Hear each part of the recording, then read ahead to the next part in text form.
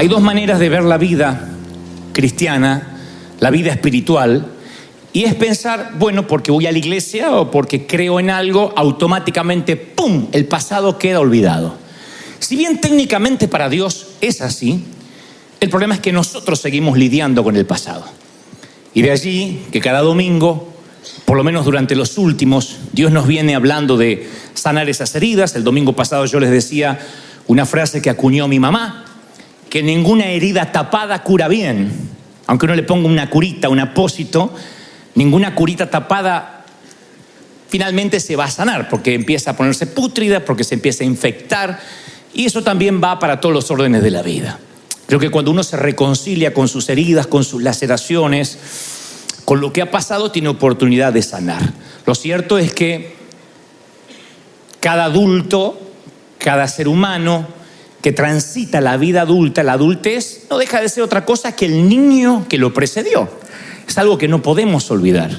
Y es algo que me interesa mucho recalcar porque tiene que ver con nuestra sanidad interior, con nuestra autoestima sana, que es la única manera que uno puede hacer para amar a Dios. Sanarse para de ese modo amar al prójimo y amar a Dios, si no es imposible. Entonces siempre la edad adulta está enraizada en la niñez, en cosas que nos pasaron, las buenas, las malas, los buenos recuerdos, los no tan buenos. Las disfunciones adultas han sido modeladas, han sido influenciadas por los tutores, por la presencia o por la ausencia de nuestros padres. Fuimos modelados de alguna forma. Yo mantengo esa opinión porque no dejo de ser el niño que fui en un cuerpo de adulto. O sea, soy un niño que creció como la mayoría de los que estamos acá. Y la ausencia, la presencia paternal determina de alguna forma nuestra manera de pararnos en la vida. Lo que hacemos está confirmado por sociólogos, por psicólogos, que cualquier cosa que uno haga en la edad adulta como un patrón, de una manera repetitiva, tiene que ver con una raíz de la niñez. Y yo ayer, mientras que escribía este mensaje, yo pensaba ¿qué habrá pensado? ¿Qué recuerdos obsesivos de la niñez habrán atormentado a Adolfo Hitler, por ejemplo? Sin ánimo de justificarlo, nunca justificaría a un genocida. Pero me pregunto si alguna vez cuando niño hubo algo, un punto de inflexión, un quiebre, que después devino en el adulto que todos conocimos. Quizá no, pero digo, ¿qué recuerdos de la niñez tendría? ¿Qué crianza?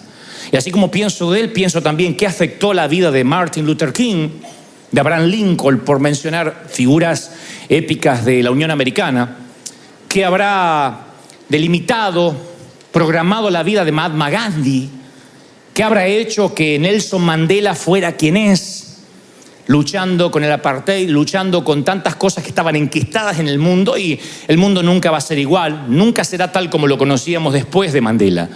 Pero ese Mandela alguna vez fue niño, y si uno investiga arqueológicamente en sus biografías, descubre que eran niños, algunos que sufrieron, otros que se criaron sin padres, algunos capitalizaron el dolor, usaron el dolor para bendecir a otros, otros salieron a la vida enojados, heridos, víctimas también, pero a herir a otros para cobrarse de alguna manera lo que suponen que la vida les debe.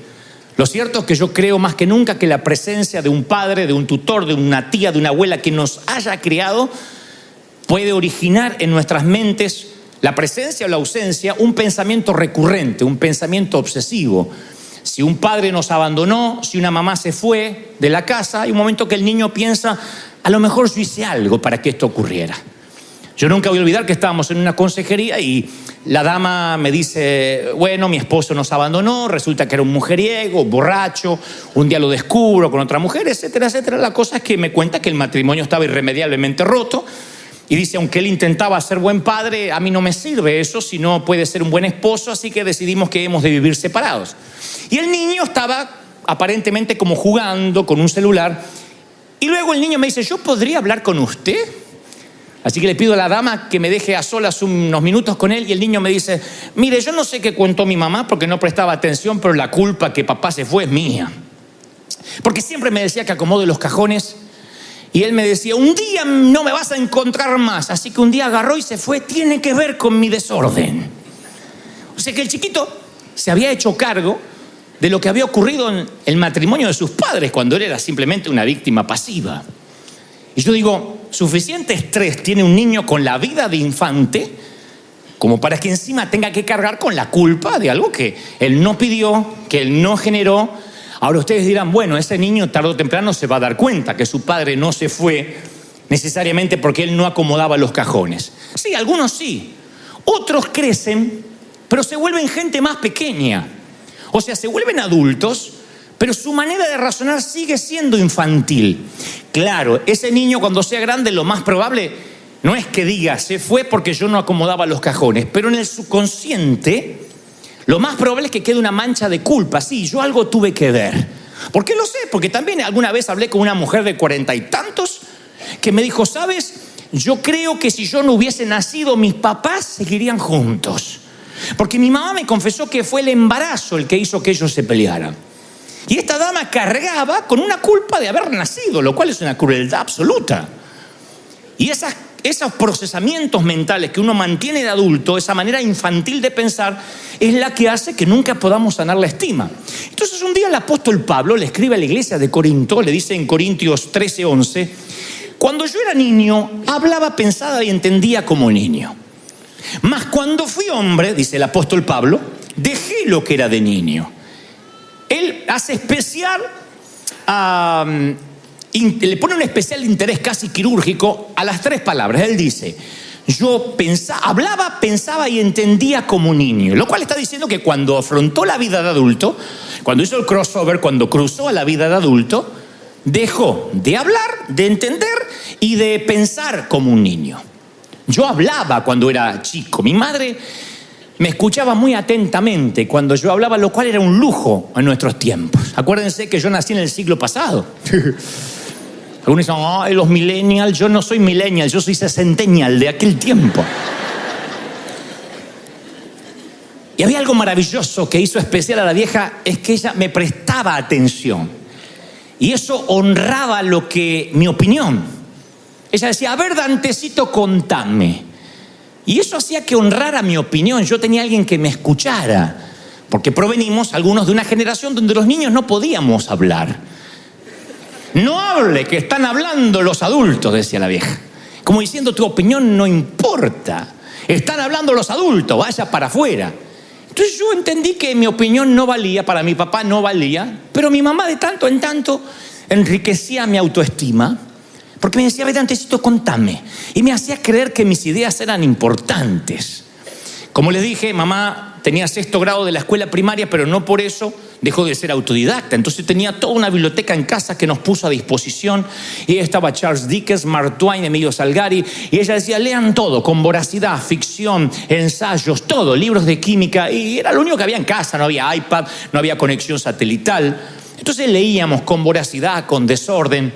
Y ella decía siempre, ahora quiero que me relates un propio cuento. Contame un cuento mientras que yo lavo o plancho. Y entonces mi capacidad narrativa empezó a desarrollarse. Yo decía, había una vez un niño muy pobre que el padre no le compraba nada, pero la madre le compró una bicicleta. Yo para ver si se sentía aludida la vieja. Nunca se dio por aludida, siempre pareció era ficción. Pero mi mamá era el mejor público para contarle un chiste, por ejemplo. Entonces yo le decía, mamá, te voy a contar un chiste. Y la vieja se reía alta. Le digo, pero no te lo conté. Le digo, no, pero va a ser gracioso. De allí yo, que en toda la oratoria, en la dialéctica, siempre pongo una humorada, porque siempre siento que mamá se sigue riendo. Mi mamá no importaba la narrativa. El saber que era un chiste ya se despanzurraba de la risa. Y a mí me gustaba. Entonces cuando no tenía chiste los inventaba. Y ella, aunque el chiste era pavo o chistonto, hacía que se reía. La cosa es que yo sentía que cuando hablaba mi opinión era valorada. Jesús se pasó hablando 7 días sin parar, se metió en el templo y hablaba con los maestros de la ley. Tenía unos 12 años. Y dice la Biblia que los eruditos no podían creer su respuesta en lo que él hablaba. Así que creo que eso sana la estima de un niño cuando puede hablar. Y Pablo dice, yo hablaba como niño. Pero lamentablemente muchos de nosotros no fuimos escuchados. Cuando hablábamos no importaba tanto nuestra opinión. Y eso no es lo importante en sí o lo más grave, sino que algunos han perdido la capacidad de comunicación. Entonces cuando uno se hace adulto ya no habla y empieza un poco a parecerse a aquel padre que tampoco hablaba. Algunos perdieron la capacidad de comunicarse. Yo digo siempre que las mujeres celebran su feminidad. La celebran porque se cambian los maquillajes, se ponen esto. Y los hombres a veces no celebramos nuestra masculinidad. Somos aburridos, creemos que eructar y tomar cerveza nos puede hacer machos.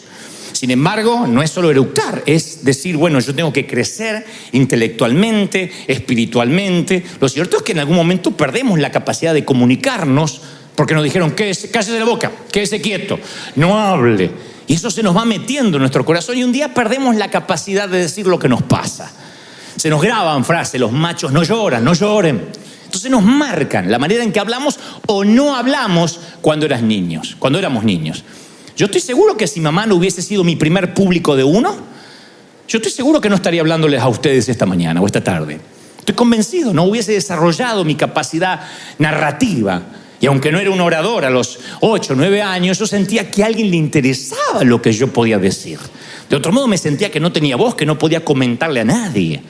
El apóstol Pablo sigue diciendo, no solo hablaba como niño, sino que pensaba como niño.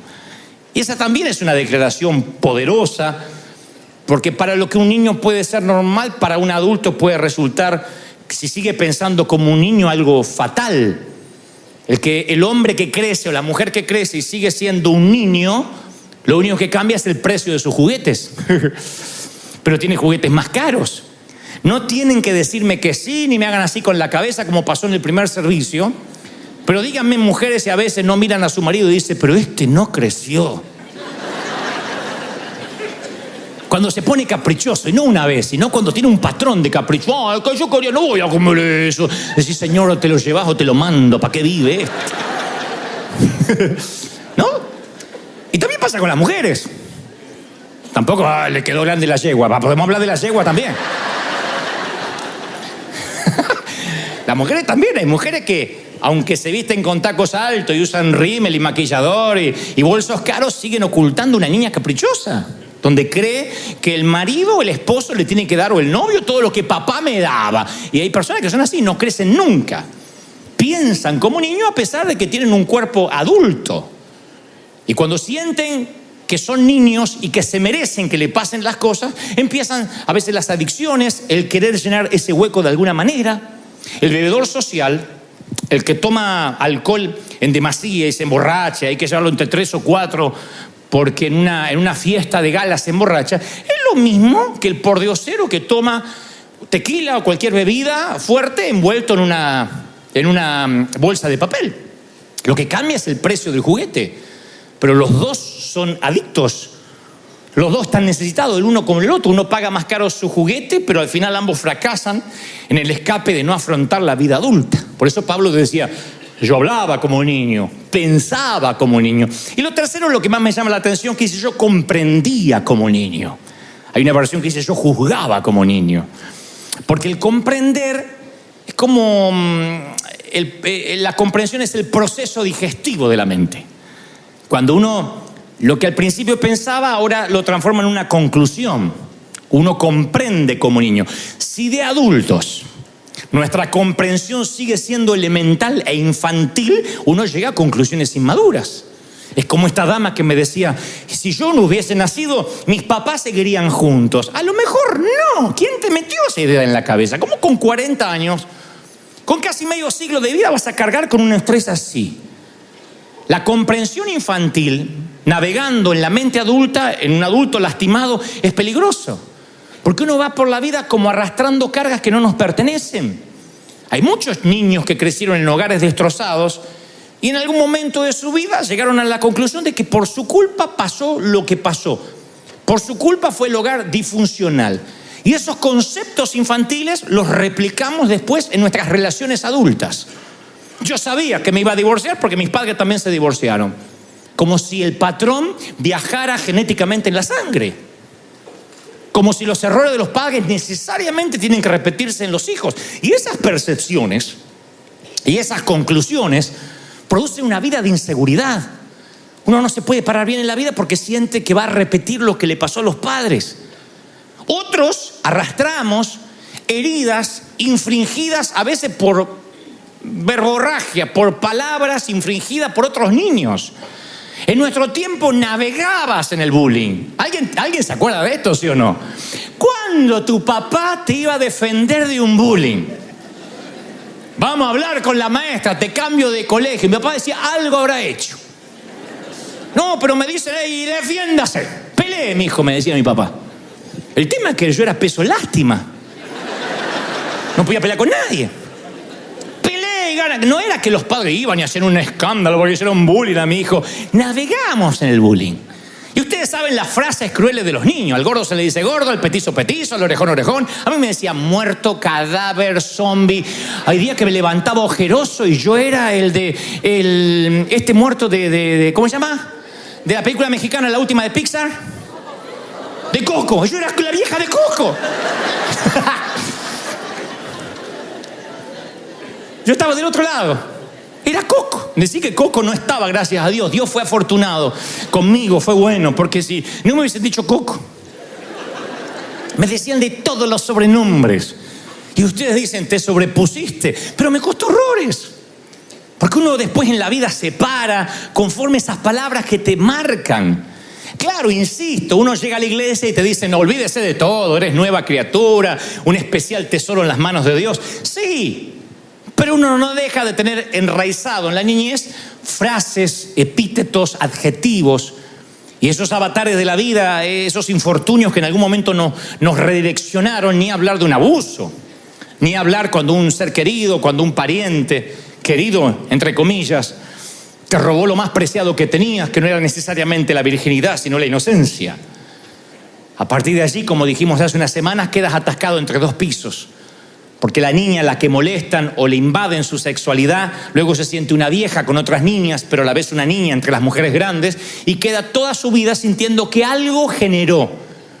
Más cuando le dicen que se calle para que ni siquiera pueda formar parte de una estadística. Y van por la vida dolidas y llevando esa mentalidad de adulto, infantil, a la vida de adulto, que es lo peor. De allí que les cuesta a mucha gente relacionarse con Dios. ¿Cómo puedes hablarle a Dios a una persona que tiene heridas infringidas? Hasta nuestra sexualidad puede cambiar o queda afectada por cientos incidentes. No podemos desconocer esto. Pero como el tema de este mensaje no es para que nos suicidemos todos en masa, porque me están mirando diciendo, ay, ¿cuándo nos matamos? La pregunta es, esa es la patología. ¿Cuál es la terapia? La terapia es cómo reconstruimos la vida. Ojalá tuviéramos una máquina del tiempo. Yo digo siempre, daría lo que sea por ver a Dante. Cuando tenía 8 años le diría, flaco, todo va a salir bien. Algunos de estos sonsos van a hacer fila para escucharte alguna vez. Yo le diría, todo va a salir bien. Vas a inspirar, vas a cambiar, vas a hablar. Yo le habría resuelto la vida al niño que fui, pero la vida no me da esa chance.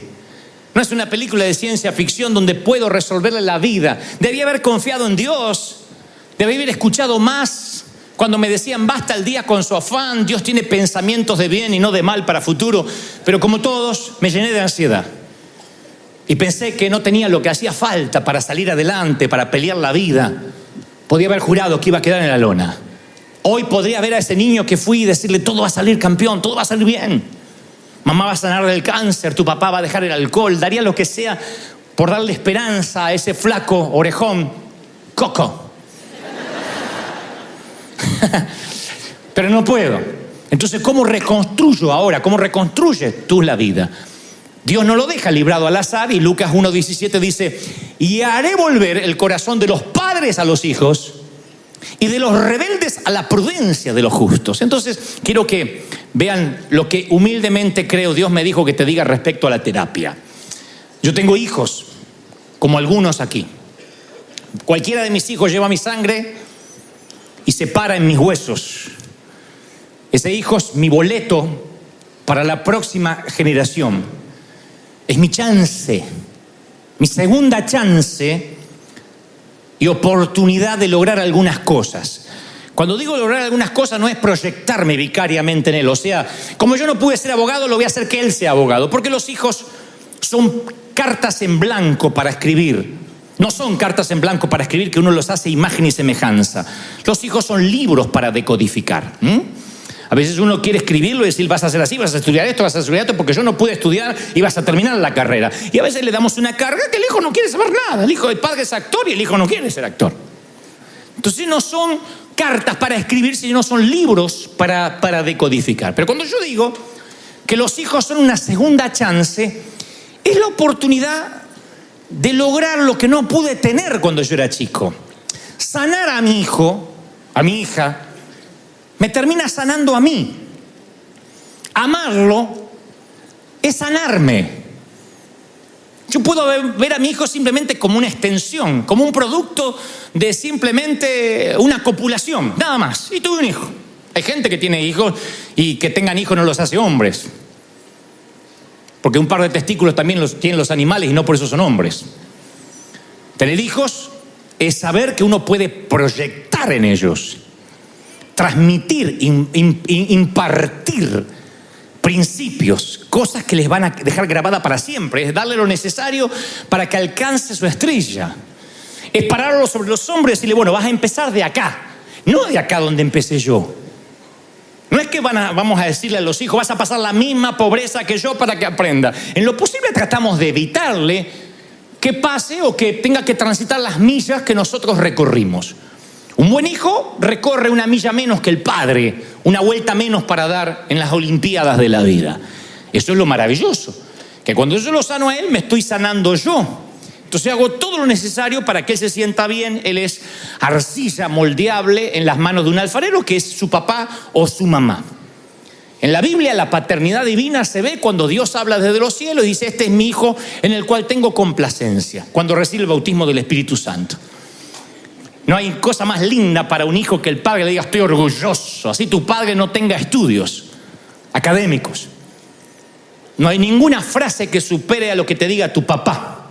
Es la aprobación paternal que hace que el chico flaco corra más que el resto de la clase. Es la aprobación materna, bien hecho, hijo, que hace que uno soporte los ruidos extraños de la noche o se aguante los mosquitos en un campamento de verano.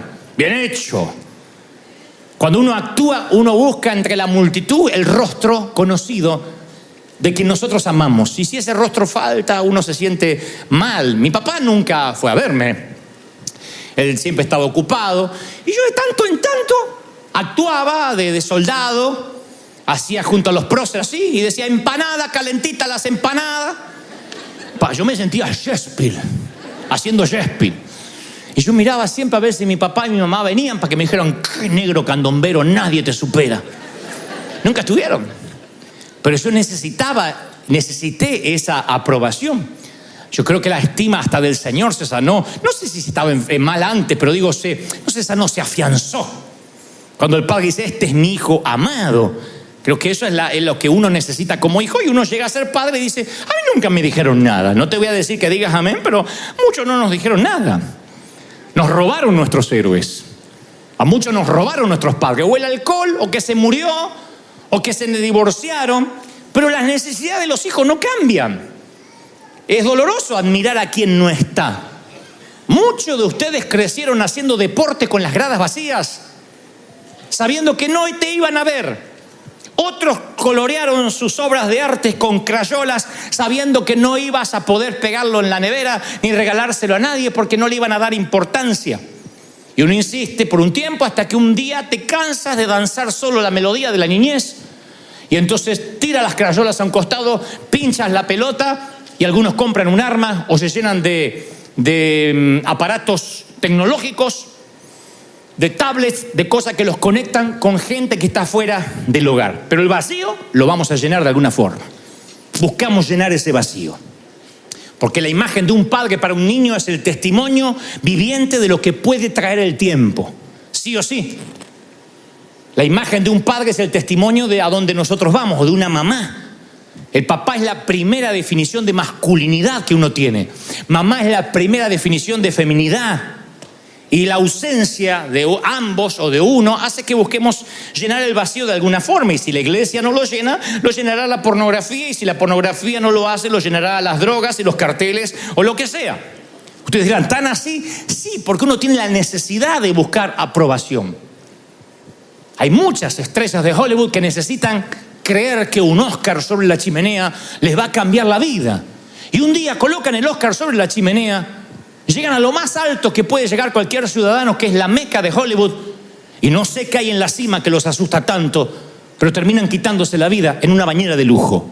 Y nos preguntamos, ¿no será que estos niños siguen necesitando lo mismo que nosotros? Nada más que la vida adulta ni los juguetes caros hacen que puedan reemplazar esa ausencia, ese dolor. A mi humilde criterio, yo creo que la ausencia de un padre, la orfandad, se soporta más cuando el papá está bajo tierra.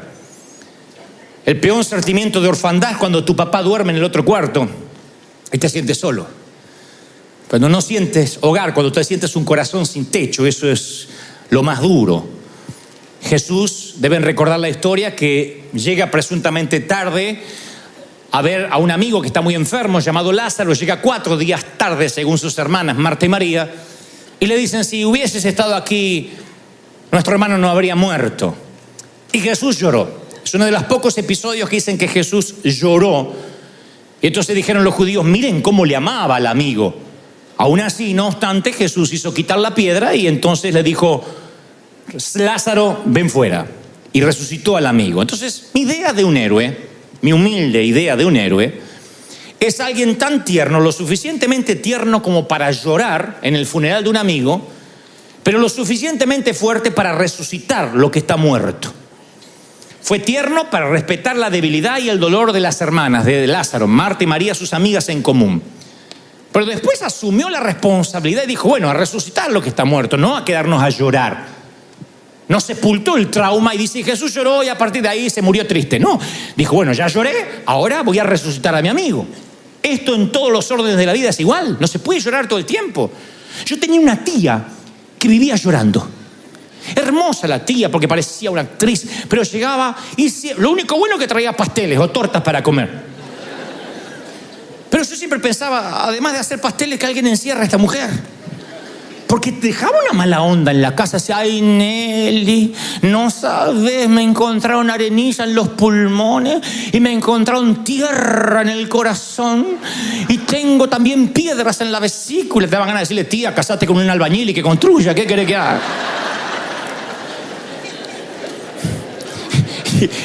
Sí, y hablaba de enfermedad. Ay, no sabe la Mabel, qué mal que está, que de mejorar. Tiene cirrosis esa mujer, seguro que tiene cáncer. Tiene cáncer. Ella disfrutaba, era una morbosidad hablar de enfermedad. El secreto, ir a hacerse los análisis. Porque no decía análisis, decía análisis. Me hice el análisis. ¿Y te encontraron algo?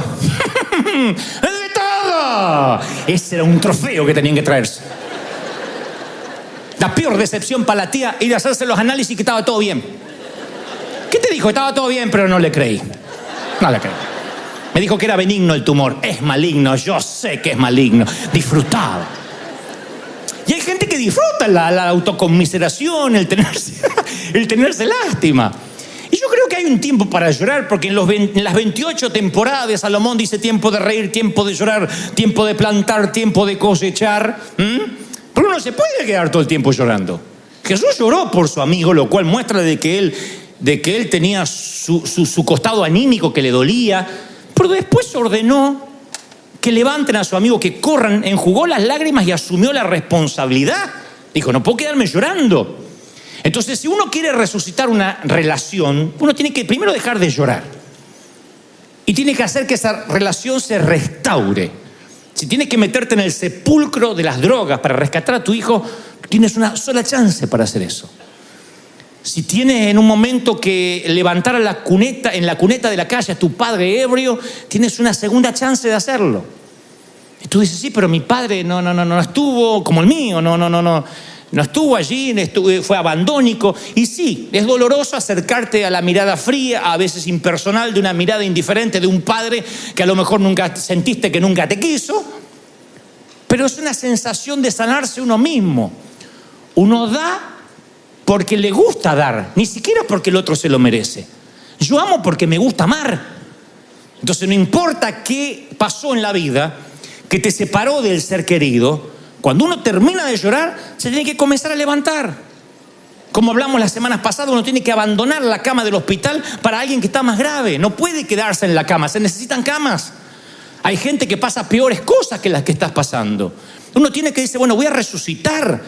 La tragedia de María era pensar que era demasiado tarde, porque a veces la situación apesta. De hecho, que le dijeron, Jesús, mi hermano hiede, hace 4 días que está envuelto ahí. Hiede.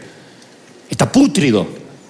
Y sí, cuando estás resucitando algo no va a tener buen olor. Uno a veces tiene que amar por encima de la peste. Miren, escuchen esto. Si tienes aliento, si vives, quiero que aprendas esto por tu salud mental, emocional y espiritual. Nos vamos a decepcionar. La gente decepciona. ¿Por qué? Porque nosotros decepcionamos. No se puede vivir diciendo yo amo al que no me decepciona. ¿Quién puede tener un amigo que diga a mí nunca me decepcionó? Te va a tocar que a las 3 de la mañana quieres hablar y el amigo te dice no puedo hablar, estoy con mi mujer. Te va a tocar que necesitas que tu amiga viaje y te dice no puedo, ahora no tengo dinero. ¿Qué sé yo? Desde eso a decepciones más profundas. No hay gente que busca iglesias donde busca un pastor que no me decepcione. Ya te digo, está fregado conmigo porque yo te voy a decepcionar. Hay cosas que no te van a gustar. En vez de buscar amigos, pastores, iglesias que no nos decepcionen, tenemos que convertirnos en personas que no decepcionamos. Tú dices, voy a la iglesia esa y nadie me saludó. Hay gente que no viene porque es una iglesia muy grande y nadie te saluda. Y bueno, necesitamos un saludador. Párate como el Papa Francisco, así, ¡ey, saluda! Capaz que cambia la atmósfera. Uno tiene que decir, voy a aportar, en vez de quejarse, que no nos conozcan por todo aquello a lo que nos oponemos, sino por lo que proponemos. Porque el pecado de omisión, de omitir, es peor que el de comisión, el de cometer. Cuando uno omite dar, cuando uno omite amar, no, es que a mí me van a herir. Y sí, amar duele. Si uno quiere resucitar una relación muerta, va a doler. Vale la pena la resurrección. No podemos permitir que las heridas superen nuestra decepción, porque vamos a morir solos, amargados, intransigentes, inflexibles. Uno tiene que decir, bueno, ¿quién tiene padres perfectos? Si alguien tiene un papá perfecto, vení que te oro por el Alzheimer porque no te acordás.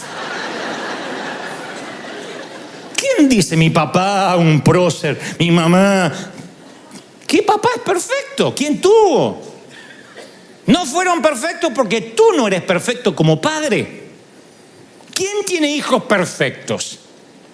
Hay un momento que tener 5 dedos en cada mano no es perfección, es ser normal. Después los hijos van creciendo, uno los cría como puede y no hay hijos perfectos. Mire, cuando mi madre partió a la eternidad, yo aprendí que los muertos no hablan, no pueden escuchar. Recuerdo que tenía 1.000.000 de interrogantes sin resolver en mi corazón y lloré. A pesar de que ya tenía muchos años de vida, lloré por las preguntas que quería hacerle. Lloré por los bisnietos que ella nunca iba a poder ver. Lloré por mi padre que sabía que no se iba a volver a casar. No por una decisión de mi padre, porque si no, nadie aguanta a mi padre como mi mamá. Y a pesar de los defectos de mi madre, yo lloré por sus intentos de proveer, de amarme, de protegerme, porque fue la primera persona que me escuchó. Y yo recuerdo que ella me aplicaba la ley fría. Ella era Miss Freezer. Y cuando yo no pude terminar la escuela secundaria, mamá dijo, ¿sabes lo que me duele? Me duele esto, desgraciado. El desgraciado es que me había caído de la gracia de ella. Me duele que nunca vas a colgar un diploma en la pared. Y vas a tener que romperte los dedos como tu padre para trabajar. Y 3 días sin hablarme, porque la vieja era así, era Putin. Fría. Putin, así, no te hablaba más. Entonces, 3 días sin hablarme la vieja. Y yo dije, algún día voy a colgar un diploma. Pero claro, no había cursos de internet, no se había inventado el internet. Y la vida, la providencia divina hizo que me dieran llaves de la ciudad, reconocimientos, doctorado. Gente siempre inconsciente que anda dando esas cosas. Entonces cuando las empecé a colgar en la pared. Y me hice toda una oficina, dije, la voy a traer a la vieja y le voy a mostrar a la oficina y decir, métete ahí y lee los cartelitos, ahora vengo. Toma, para que aprenda, para que me diga, ¿y ese? ¿Qué tal, nene? Te dice, pero grande, ¿querías eso? Sí, porque de alguna forma yo quería decirle, mirá, Dios, la vida me permitió tener lo que no me pudo dar académicamente una escuela, un colegio, ¿no? Pero me di cuenta que cuando quise hacer eso, mi mamá ya empezó a ver me empecé a ver que su senilidad avanzaba, que devariaba, que preguntaba cosas venidas de la nada, que el Alzheimer empezó a cobrarse su víctima y su cerebro ya no era el mismo. Y una mujer que leyó tanto y hacía crucigramas y parecía tener respuesta de todo, ya no escuchaba, ya no podía hablar. Así que un día recuerdo que supe que se fue, aunque estaba en la otra punta del mundo, aunque estaba en Argentina. Era una hora silenciosa y quieta de la madrugada, de marea baja. Y yo supe que ella se estaba yendo porque sentí como que se acercó a la cama y me dijo, Dantecito, como cuando me llamaba para ir al colegio, pero esta vez era para despedirse. Así que le dije que entre nosotros no había cuentas pendientes, que le agradecía que ella fue la primera que me escuchó, que de alguna forma le agradecía que eso me paró ante un gentío en mi vida adulta.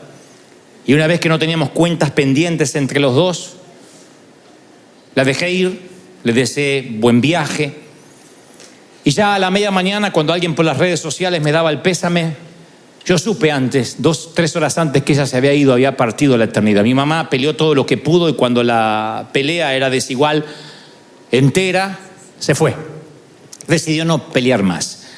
Ahí es cuando entendí que ya no puedo hablar más con mamá hasta que me la encuentre en la eternidad. El gran ausente es mi padre, o lo fue, quien sigue vivo. Por eso digo que el peor sentimiento de orfandad no es cuando dices yo lo vi partir, porque ya está, mal o bien, se fue. Es como la brisa que tocó tu cara esta mañana, se fue. El tema es cuando está vivo. Yo siempre fui envidioso, y no voy a decir santamente envidioso. De esos equipos de padre e hijo, de esos padres que se revuelcan en la alfombra con sus hijos, le hacen cosquillas en la panza porque no lo tenía. Hubiese dado cualquier cosa porque mi padre jugara conmigo. Y cuando yo veo un padre malo, bien, sexagenario, septuagenario, que tiene sus orejas grandotas, porque vieron que cuando nos vamos envejeciendo las orejas nos crecen como los cocker. Uno escucha menos, pero la oreja se va agrandando. Y otras partes que no te voy a contar, pero que también se van agrandando, no sé para qué. Y a mí me dan ganas de decirle, no importa, eres bendecido, que lo tienes. Porque el verdadero ausente no es el que murió, sino que no importa cuán deteriorada pueda estar la relación con tu padre o con tu hijo, yo creo que si uno encuentra la manera de resucitar eso, uno también deja de llorar, uno se sana a sí mismo. Yo por lo menos tengo recuerdos con mi padre, pero hay algunos que jugaron toda la vida en los campos de fútbol de la vida y nunca vieron entre las gradas el rostro que les gustaría. Yo he estado ante un gentío en un estadio, te confieso, yo una vez le dije a mi papá, papá, esto va a sonar muy argentino, muy petulante, pero te lo voy a contar cómo pasó, porque era la manera que mi papá entendiera, aunque ustedes lo tomen como falta de humildad. Le dije, papá, voy a hacer un evento, un show en River Plate, en el Monumental, el estadio más grande de Buenos Aires. ¿Y es lejos? Es como media hora de acá, pero te llevo. Ah, muy lejos, hay que estar parado. Papá, River lo llenaron los Rolling Stones. ¿Y U2? ¿Quién? Peor todavía. Billy Graham. Y yo voy a estar ahí. La gente va a llenar el estadio para escucharme hablar. ¿Y no van a sacar fotos? Sí. Tráeme una foto, me dice el viejo.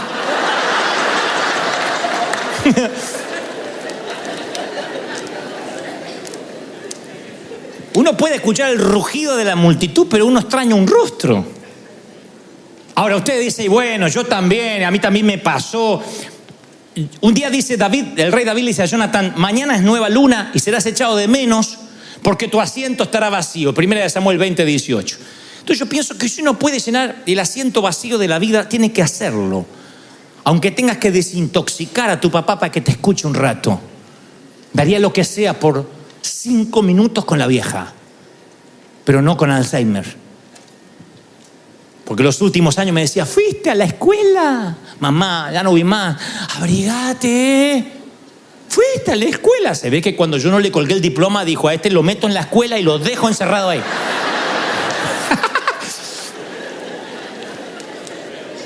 Yo daría 5 minutos para contarles que la vida me trató bien, que Dios fue fiel. que sus libros ayudaron, que tenía razón, que ser autodidacta, que la neurogénesis nunca se detiene, que uno siempre puede aprender, que uno no termina de aprender cuando cuelga un diploma en la pared, si uno va por la vida como un aprendiz. Uno puede sumar inteligencia, sumar intelecto. Yo quisiera decirles tantas cosas, supongo que esas pláticas las tendré que tener en el cielo, pero no daría cualquier cosa por charlar eso aquí. Pero a veces siento que no puedo, y mi papá tampoco, porque está internado, y porque cuando voy, él quiere hablarme de que el otro hermano que no me visita, y tu hermano no me visita, hace poco fui, tu hermano no me visita, y los nietos, papá, estoy acá, yo sí estoy. Pero tu hermano es un desgraciado, no sé quién lo habrá parido, y ustedes lo parieron. Y le digo, pero acá estoy.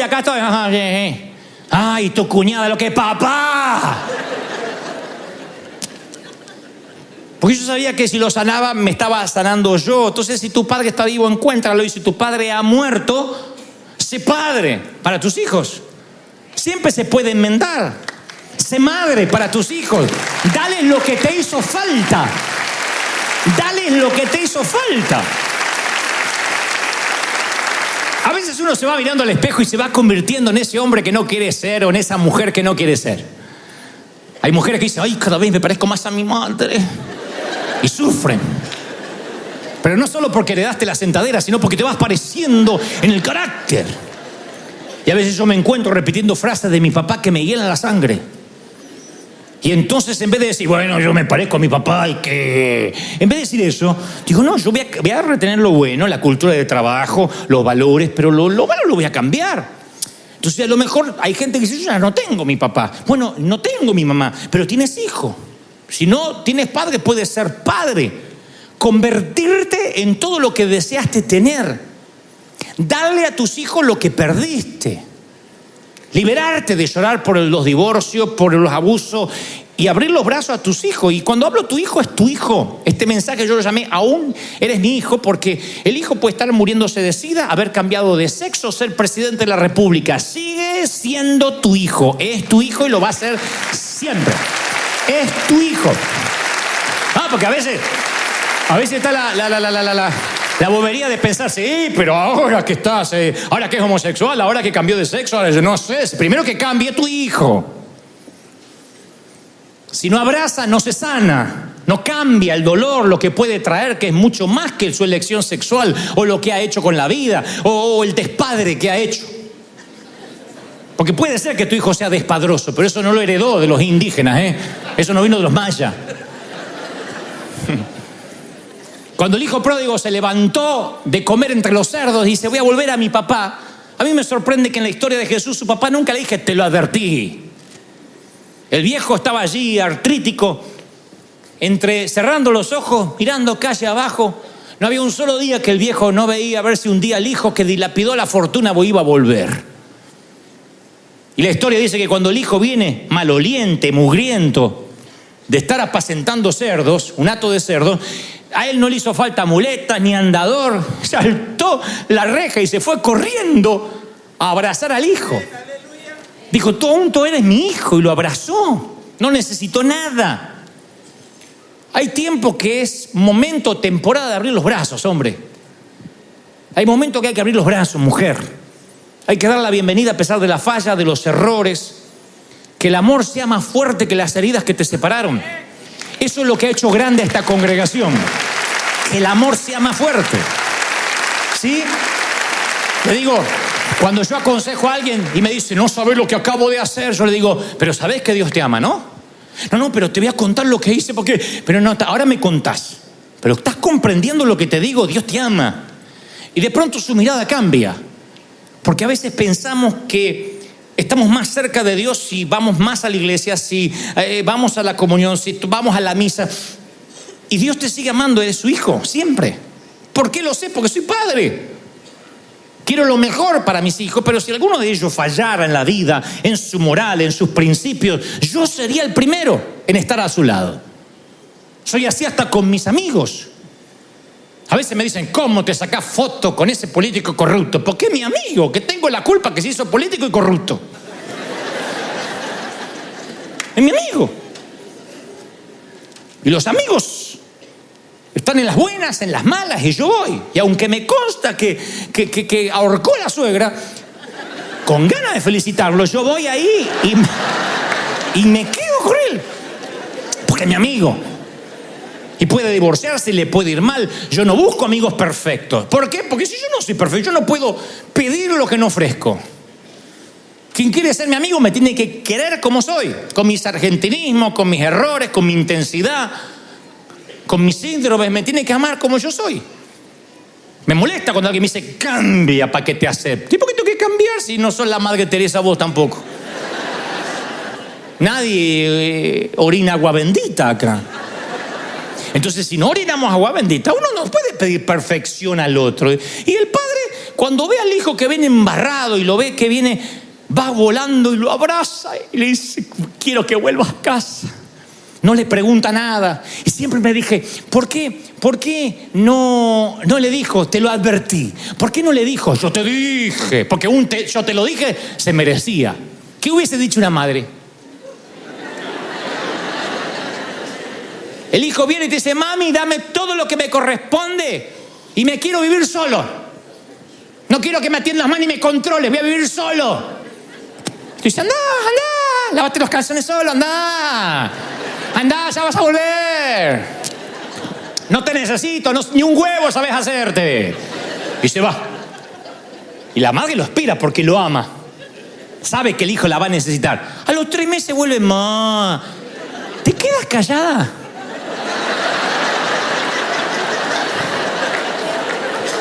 Ay, las Teresas Calcuta. Ay, no, yo la amo.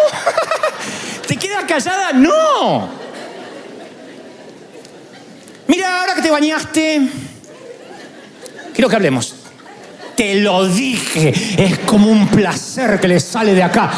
Hasta que no lo vomite, ella no va a estar bien. No estoy dejando exento a los varones, pero digo, las mujeres, yo porque tuve mamá, son así. Te lo dije. Porque aparte son profetas, te vas a caer, te vas a romper la cabeza. ¿Y cómo me voy a reír? ¡Paf! Y claro, Walter Mercado, reencarnar. Y en la parábola de hijo pródigo, el padre no se regala, él te lo advertí. Ni él te lo dije, ni pasa nada. Va y lo abraza. ¿Qué sabía el padre del hijo para decirle te lo dije? ¿Qué sabía? ¿Qué es lo que sabía? Que yo no sé en la historia. Yo no sé. Bueno, me costó dislucidarlo, pero creo saberlo. Creo que, a pesar del cabello mugriento y del olor putrefacto del muchacho, se le colgó del cuello porque él sabía que cuando tocara a su hijo, se estaba tocando a sí mismo. Ese viejo no tendría seguramente un padre vivo. Y estoy seguro que le quería dar al hijo lo que él no tuvo. Y estoy seguro que él habrá recordado los propios errores que él cometió cuando joven y su padre capaz que no le perdonó y nunca lo recibió.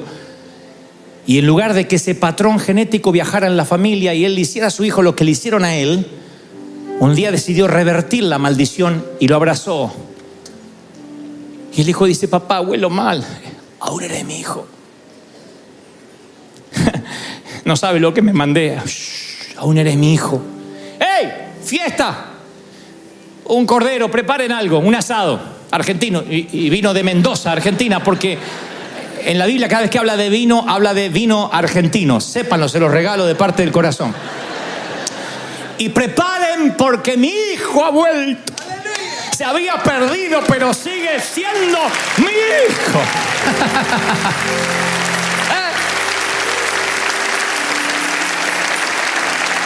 Así que, mi querido, yo quizás no sé si tienes papá vivo o no, o si eres padre, pero de algo estoy seguro, eres hijo. Lo que puedes no tener es un hogar. Puede que seas un corazón sin techo que navega a los 40, a los 50, a los 60 y quiero decirte bienvenido a casa. Aún eres mi hijo, aún eres hijo de Dios, aún puedes sentarte a la mesa. No saben cómo me cambió a mí la la vida cuando empecé a ver a Dios así. Porque la religión me ponía un montón de condiciones. Bueno, si vas a hacerte cristiano tienes que dejar esto, adoptar esto, cambiar lo otro. Y un día alguien me dijo, no, a ver si nos entendemos. Dios te ama porque eres hijo. Dios te ama lo que sea. Después por amor vas a cambiar. Por amor vas a enmendar. Por amor vas a querer honrar el amor que te dan. Pero la fidelidad no surge como resultado de una condición eclesiástica o de una denominación. El amor y la fidelidad surge a partir del amor, cuando uno se siente amado. Y a lo mejor hace tiempo que extrañas el abrazo del padre, del viejo. El abrazo del que te dice, bien campeón, bien hecho muchacho, bien hecho pequeña. Y si tuviste la fortuna que fue un buen papá, lo recuerdas. Y te hace falta, yo sé, nos hace falta. Pero uno puede enmendar, uno no puede llorar en la puerta de la tumba de lo que nos pasó, de lo que pudo haber sido, de la vida que pudimos haber tenido. Ya está. Lo que pasó, viviste, como digo,